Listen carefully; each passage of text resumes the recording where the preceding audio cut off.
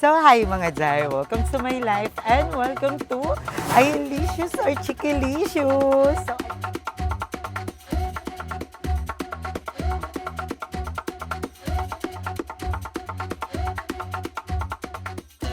So, andito naman tayo ngayon sa Puerto Princesa, Palawan. So, nung nakaraan, ginawa ko to sa Baguio and sobrang daming natuwa. And ang daming, alam mo, nakaka-overwhelm. And thank you so much, special thanks and shout out to Ate Risa kasi siya talaga yung nag-organize ng mga ganun kong content. So, kanina nga pinagalitan niya ako, nagalit siya, sabi ko, hindi ka nag-upload. Mag-Chicalicious sa Yelicious ka. So, ayun. And may manager din ako dito sa Palawan. Meet Kuya DK. So, siya yung manager ko. Sabi niya, hindi tayo uuwi hanggat hindi ka nakakatatlong vlog. Kabog. Pantatlong vlog din yung budget eh. So, dito tayo sa kilalang Baywalk dito sa Puerto Princesa. Sobrang daming kainan dito. So, madami tayong ifo-food test. Pero, iilan lang yung pupuntahan natin. Yung medyo mga mahal, i-visit nyo na lang sila sa Facebook page nila. May mga review doon. Huwag kayong tama, Charis. So, titikman natin. Maghahanap tayo. Ang unang stop natin is...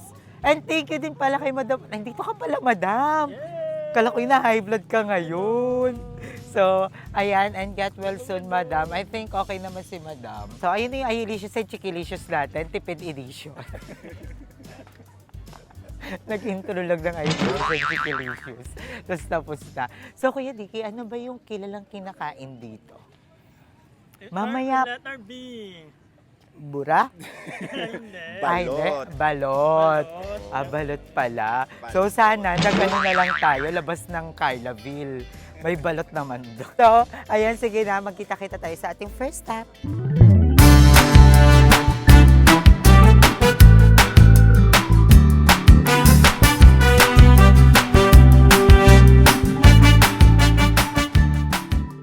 Tayo muna sa unang stop natin dito sa bilihan ng mais. So, meron ditong corn stick and corn cup. So, ito, pinaka-favorite to ni Lindsay dito naman sa Baywalk. Ito yung lagi niyang binabalik-balikan and sobrang sarap na to, guys. So, tikman natin to kung Ayalicious or Chicalicious ba. Kaya Diki, tara dito! Ano sa'yo? Ano sa'yo? Corn in stick or yung corn in cup? In cup. Merong mangkok. Butter and salt. May nakamangkok. Bet mo. Pang bulalo na rin yun. Parang bulalo na rin yung nasa mangkok. So, ayun. Ano ka ko, miss? Miss ko siya. Sorry. May mga flavor pala to. Butter and salt, butter and cheese, chili and cheese, barbecue, sour cream, salt, pepper, adobo, nilag. Charis. Wala pala. So, ano sa akin? Anong best seller nyo, te? Butter and cheese po. Oh, sige, butter and cheese sa akin. Ay, parang gusto chili, maanghang to, te? Yes po. Ay, perfect. Chili and cheese. So, ang in-order ko is chili and cheese. So, sa aroma, hindi siya nakaka-prito. Parang medyo matapang yung amoy yung sili. Parang in-expect ko mapait to.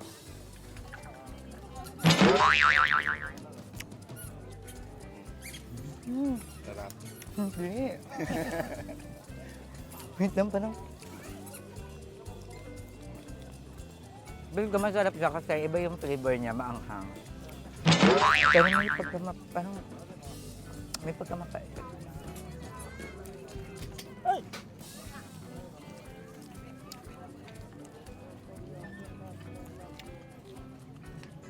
Diba? Okay lang. Yung kaya, no? Tingnan mo. Okay lang sa akin. Okay lang yun. At yung masarap sa mga gantong mais, pag sobrang init, napapasok ko ay mapaparap ka nang wala sa oras.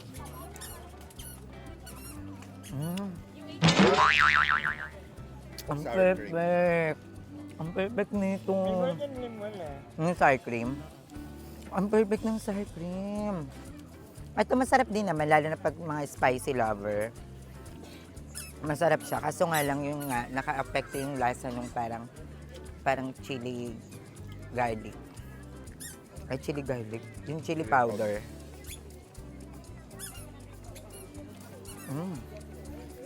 Sarap naman. Dahil matamis yung mais. At sabi daw nila dito lang nakukuha yung mais dito. Gawa-gawa. Hindi, totoo. Hindi, totoo. Gawa-gawa ka. Nakwento sa amin dati ito ni ate. Ah. Mm-mm.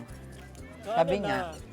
Yung mais dito, hindi yan ini-import sa ibang lugar. Dito lang yung mais na yun. Ahom. Mm-mm. Mangga yun. Ay, mangga pala. Mangga yun. Dinamay ko pa si ate. Ako nag-check ano. Dinamay ko pa si ate.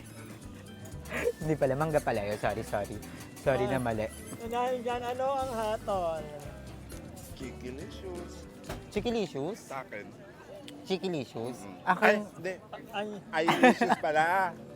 ako ayulicious din. So, ang ating first na pang mais on cup is ayulicious.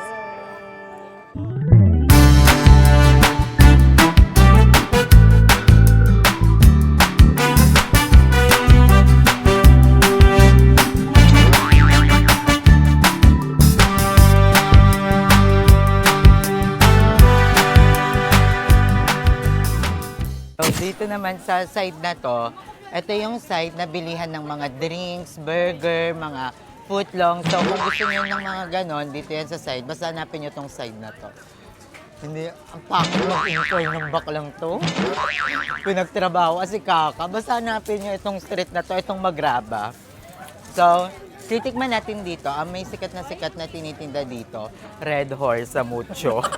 Ito, parang halos lahat ng tindahan dito, shake yung tinda. dito yung... Tapos pare-parehas lang sila ng flavor. Pero ko iisa lang may-ari niyan. Pag ako nagtayo ng shake dito, dinuguan, sinigang. Mango, ma'am. Strawberry melon, avocado, buko chocolate, ma'am. Ano po ulit ang bilis mo. Mango, strawberry melon, avocado, buko, chocolate po. Diba? Parang rapper siya. Ate, pinsan niya kasi si Glock 9. So, ayan, ito yung sikat din dito. So, tigmagkakanin yan, te. Ito po yung mga sample, 20, 30, 40, 60. Wala ko 60. Ay, may tig 10. Yes po. Tapos may tig 20, 30, and 40. Sa'yo? 20, ang liit. Madami pa tayong kakainin. Tig 40 na tayong dalawa. So, the moment of truth, titikman na natin. So, ang kinuha ko is melon. Ang sarap. Lasang melon na melon siya. And refreshing siya, in fairness. And ang sulit, 40 pesos, ganito na kalaki. And, ayan, hindi siya yelong-yelo lang. Hindi siya yung walang lasa. Lasang-lasa yung flavor. Patikim nga kasi ko ito. Anong flavor yan? Walang gata niya. Mango. Mango? Ah, ito ang Chikilicious. Para siyang Bicol Express. So, masarap. Masarap ng mango. Kaya pala sikat ang mango. Ang mango ang best seller dito. So, ayan, ang shake ni ate is Ayulicious. Ayulicious? Ayulicious.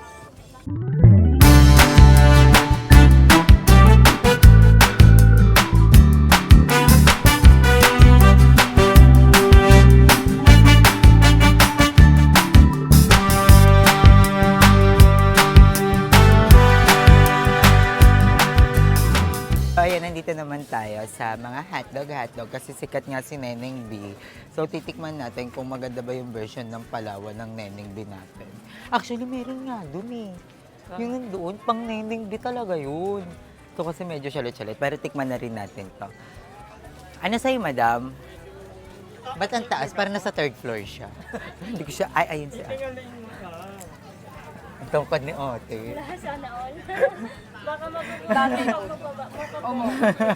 magugulat ka talaga pag bababa ako. Si ate dito lang pala. Ayan ka pala.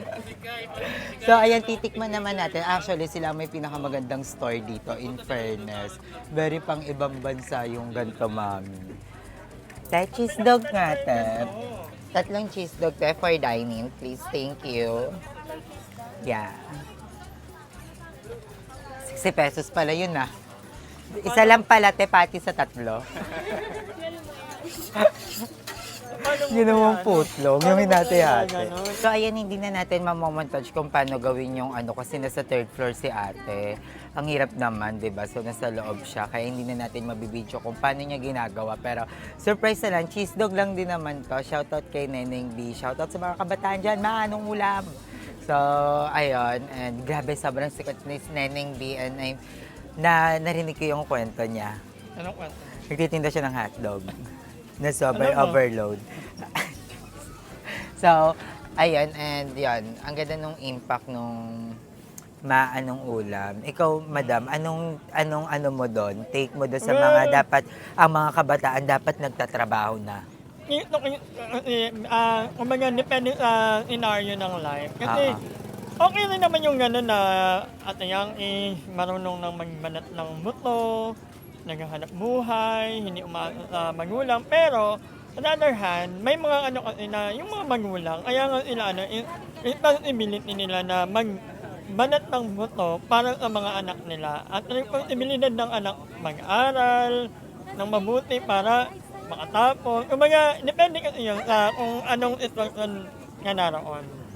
Even Neneng B, kasi siguro, I don't know her personally, hindi ko alam kung anong story niya, pero siguro nandun sa sitwasyon na yun kasi hindi kayang pag-aralin, kasi at that, yung ganong edad, dapat nag-aaral, pumapasok. Pag-uwi ng bahay, okay yun yung tumulong, kumbaga magtrabaho sa bahay, pero ideally, dapat talaga ang mga kabataan nag-aaral. At saka ang kabataan kasi, yan yung bagay na hindi mo na may babalik. Ang pagiging bata, yung kabataan. So, dapat ibigay natin sa mga anak natin na i-enjoy nila yung kabataan nila. Kasi, hindi na yun mababalikan eh. After ng mga ilang taon, hindi na sila bata. 'Di ba? So, yun. Ako din, ganun din naman yung stand ko katulad kay Madam. Depende siya sa pamumuhay, estado ng buhay, 'di ba? Kung kaya mo magtrabaho para sa magulang mo, why not? Para makatulong. Pero kung ayaw naman ng magulang mo na magtrabaho ka at gustong mag-focus ka sa pag-aaral, then go. 'Di ba? Okay lang 'yon. Walang masama sa kahit anong desisyon Kasi mo. ganun kami, nung high school ako, ang gusto ng nanay at tatay namin, mag-aral talaga kami ng mabuti. Pero on the other end, pagkatapos, pagka-uwi namin, ang ginagawa namin, tumutulong kami paggawa ng yung pineapple juice, gumagawa kami ng yung mga pwedeng event sa school. Pero yung priority talaga namin, yung pag-aaral namin. Pag may time lang kami, pag namin, tumutulong kami kay mama gumawa ng pulburon or kung ano-ano na pwedeng eventa. Alam mo yun, yung gano'n. Pero priority pa rin namin that time yung pag-aaral. And yeah, kagaya ni Neneng B, kung kanya-kanyang yan eh. Depende talaga sa way of life. At sa mga kabataan naman, huwag niyo masyadong i-pressure yung sarili niyo na dapat, dahil kabataan kayo, dapat nagtatrabaho kayo, hindi. I-enjoy niyo yung kabataan niyo kasi sobrang bilis lang ng panahon. Sobrang bilis lang ng araw. Yung pagiging bata niyo, hindi na yan mababalik. Hindi niyo na yan mababalikan kahit anong pilit niyo. So, i-enjoy niyo yan sa lahat ng mga kabataan dyan. And, ayun, and ako, kami kasi dati, hindi din naman kami karangyaan. Medyo parang may 2 million lang kami dati ng pamilya ko sa bangko, yeah. So, hirap na hirap kami sa buhay, naghihikahos kami. Kasi nakita namin, 2 million na lang yung pera ni Papa sa wallet. Shit. Charis.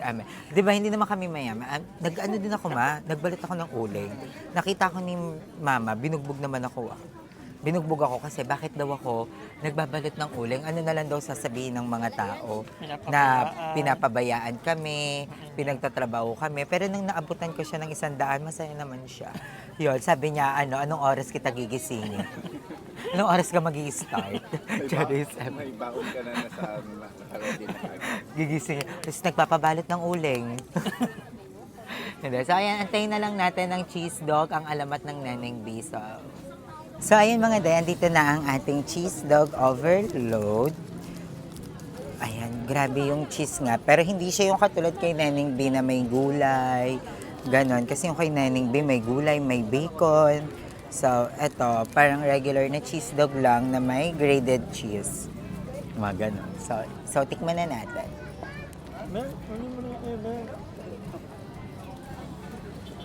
Naumoy na ako.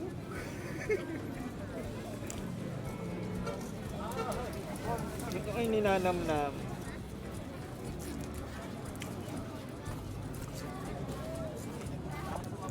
Wait lang, hindi ko pa maano yung lasa. Feel ko, kasi nagmatamis ako, feel ko sobrang alat ng hotdog. At the same time, nagpadagdag ng alat yung cheese. Tikman mo kaya, DP, ikaw.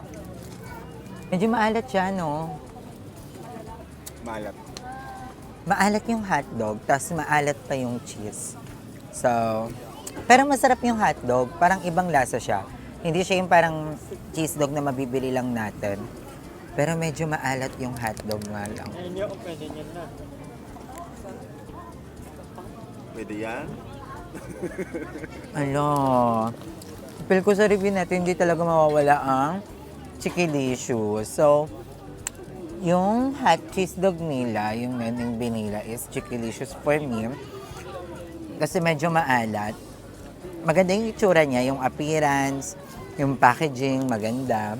Very nakaka-US. Baganto yung mga ano sa ibang bansa. Or baka mali lang tayo ng choice? Pero masarap yung Hungarian sausage nila dito. In all fairness, masarap yung Hungarian sausage. Masarap din yung kanilang mga drinks. First time ko matikman yung cheese dog nila and medyo maalat. Ang alat ng hotdog at the same time, ang alat ng cheese. Sobrang dami. So, for me, it's Chickalicious. Ikaw kaya, DK? Chicken. Chickalicious din. So, kailangan niya akong suportahan para hindi ako mabasya. Ang arte-arte ni Aye. Buti nga may cheese dog eh. Pero 60 pesos lang naman to, mga Zay. So, pasok na rin sa budget, pangmasa na rin. Pero, yun. Huwag niyo na lang padamihan siguro ng cheese.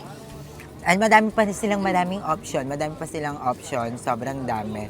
So, makikita niyo naman yan sa menu nila. So, madami pa silang mga variant ng mga hot dogs. May burger din. So, perfect. So, yan. Pero, for the cheese dog, kasi nag-ano ko Neneng B, di ba? So, for me, cheese dog is a no. It's Chickalicious for me. So, ayun mga, ang haggard ko pala, laro. So, ayun guys, walking lang kami. So, isa din to sa maganda dito sa Baywalk. Pwede kayo mag-walk-walk. Ang cute! Ang ganda! Alam niyo, wala ako natanggap na flower ng Valentine. Pero lang, may natanggap naman akong flower ng Valentine. Pero ano na, 17 niya na nabigay sa akin. Kasi na-late yung Gcash eh. Na-late yung pambili. Hindi, charot lang. May nagbigay sa akin ng flower. Thank you. I really appreciate that. Na parang na-appreciate mo ako. Parang ganito yung binigay niya sa akin, guys. Ang ganda. Pangit yun. Ang binigay sa'yo, mas maganda yan. Oy, ang bongga nun. Walang glitters. Ay, may glitters. May Ayaw, glitters yun. So, ayan, ang nasa Chickalicious and Ayalicious natin. Ang mga nagtitinda ng bracelet. So, titikman natin kung sila ba ay Chickalicious or Ayalicious. So, ayan, ngayon is naghahanap pa kami. Pero kung wala na kaming mahanap, I think hanggang dito na lang yung Ayalicious and Chickalicious natin. Pero gusto kong matikman dito yung lechon na kilo-kilo. Feel ko sa Baltan meron. Doon ko yung nakita. Ano pa kaya? So, ayun sila. So ayan si Madam. Huli ka! Bracelet ka pa! So, ayan. Ay, may balot. I want balot. Gusto nyo ba i-Ayalicious or Chickalicious natin yan? Kasi parang iisa lang kasi yung lasa ng balot. Parang na-high blood na ako. Parang nahihilo na ako. So, di pa namin... Ayalicious or Chickalicious? Nakita na ako ng ganyan dati, yung umiilaw. Madam, Ay, alam mo yan. Oh. ay. Oh.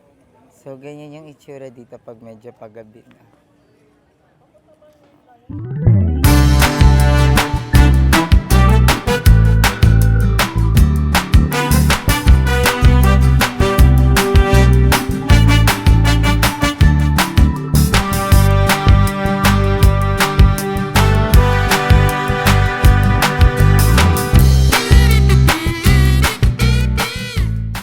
So, ayun mga day, dapat pauwi na kami. Pero nakita namin tong stall.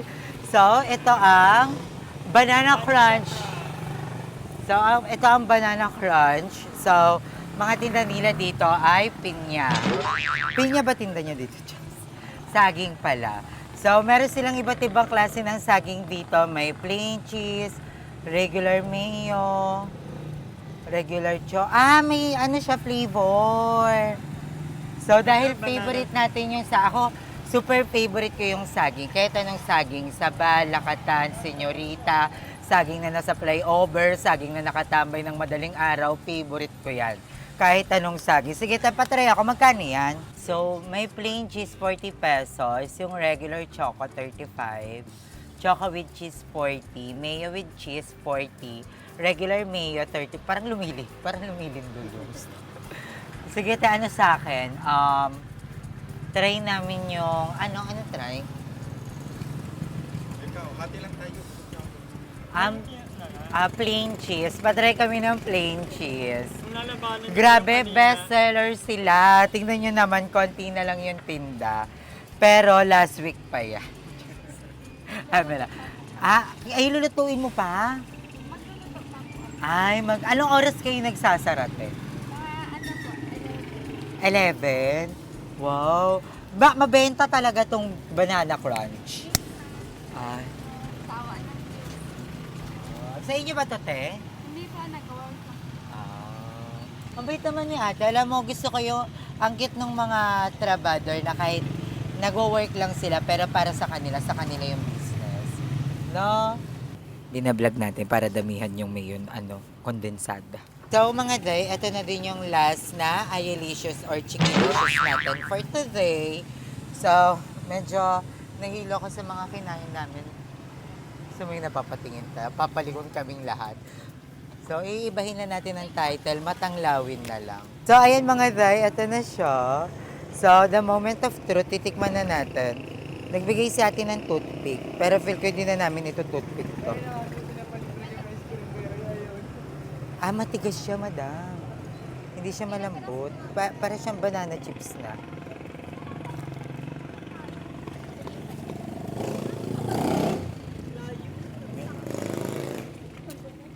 Tingnan mo na. Kumain kayo. Dali kayo dito, kumain kayo. Dalian nyo. Nag-aya. Ang sarap. Sarap. Ang sarap, sobra. Hindi kasi sarap. Yung ano nyo, Sarap. Crunch. nagko-complement yung tamis at alat ng cheese. Ang sarap.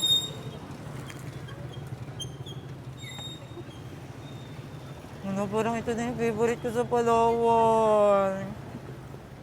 Ang sarap. Ang sarap. Yes. It's a duper Ayalicious. Favoritism. Ang sarap. Sa lahat na nakain. Nakakaingit. Oo. Sa lahat ng nakain namin today, ito ang pinakamasarap. At 40 pesos lang siya pero ang dami. 'Di ba? Pero ngayon para siyang banana chips na malambot pa din naman. Caring-carry pa rin naman. So, for me, it's Ayalicious, Forevericious. So, ang sarap. Magti-take out tayo para alam ng mga kapitbahay na mayaman tayo. Magti-take out kami kasi ang sarap. So, sabi ni ate, itry daw namin yung choco with cheese kasi yun daw yung lagi niyang ino-order. Ni ate na lang. Oo. Si ate na kapwa customer namin, loyal kami sa Banana Crunch. Banana Crunch, kayo ang susunod na Jollibee ng Pinas. Grabe, sobrang sarap! Magti-take out kami pero ang iti-take out namin si ate. Para siya na lang yung gagawa sa bahay. Tinake out na lang si ate. Sige tayo pa-take out ako ng choco with cheese. Sarap! I can stop myself. Grabe, dinuduraan mo ba yan? Umaamo kami sa'yo. Charot lang. Ang sarap. Hindi, sige, okay lang, damihan mo na lang. Sabi natin, liliit daw nung sagis. Ikaw, okay lang, damihan mo na lang. Ala, ang bait mo. Sa may-ari ng Banana Crunch, dinadagdagan niya. Pero ang sarap. Alam nyo guys, nagtitiwala ako sa Banana Crunch. Sisikat to soon. Grabe, sobrang sarap. Ilang branch na to? Marami ng branch to. Marami ng branch. Madami na pala. Hindi lang tayo updated pala. Sikat na pala siya. Ngayon lang natin pala natikman. Joke lang. Ay, nag-joke. Alam mo talaga, te. Hindi. Tsaka parang meron silang mga coffee. May coffee kayo, te? Wala pa ba, pero saan meron? Magkano pa lang. Diba? Baka tagapagmana ka talaga nito, te. Feel ko ikaw may-ari niyan. Hindi nga po. Gina-eme mo kami. Taga-Brox po ako. Yan. Pero ang sarap. At ang bait ni ate. Thank you. Dapat nagiging documentary na rin yung Ayulicious and Chicalicious natin. Siya ang totoong Neneng B kasi siya yung Neneng Banana. So, ayan. Ang galing. Ang daming nila. Ay, in the report, mga pulis kami. Mga barangay tanod kami. Iniobserbahan ka lang namin. Lagi kayo magbili dito. Pahingi kami pambili. Bigyan mo kami ng pambili, lagi kami bibili dito. Charot lang. Oo naman, feel ko babalik-balikan ko to. Isa Ito to sa malapit na may entrance ng ano, na? Baywalk. Ayan, may pedestrian dyan, tapos may banderitas na dilaw. Ayan, eto Dito na. ka lagi, te. Ako. Dito ka Pero lang. saan, baka doon na kami sa loob. Ah, sa loob na. Oo, maraming ano doon. Hinihintay pa kasi yung isang food cart. Sabi ng amo ko, para daw sabay na ano. Tsaka feel ko, pag napabongga lang tong stall na to, like yung maraming ilaw, di ba? Kasi parang pag kunyari nakita mo siya, parang outpost lang ng parang outpost ng tambayan ng mga tanod. Yung sa gilid ng poste, di ba may outpost? Hindi kasi dilaw siya, parang siyang Oo. Para siyang yung iihian. PCSO. PCSO. Parang tayaan ng loto to. Kung hindi ka nga nagsabi na bili kayo, hindi naman ako bibili. Akala, oo nga parang siyang lotohan. Parang ano, nagpapataya ka ng loto, te. Pero ang sarap. Thank you, te, sa masarap na pagkain na lagi mong hinahanda sa amin. At ang gaan ng aura ni ate. Oo, ang bait niya lang. Ano po, may ano pa po yan? May natira pa po kayo? Oo, dagdagan mo nga, te. Thank you, te. Grabe, ilang taon ka na, te?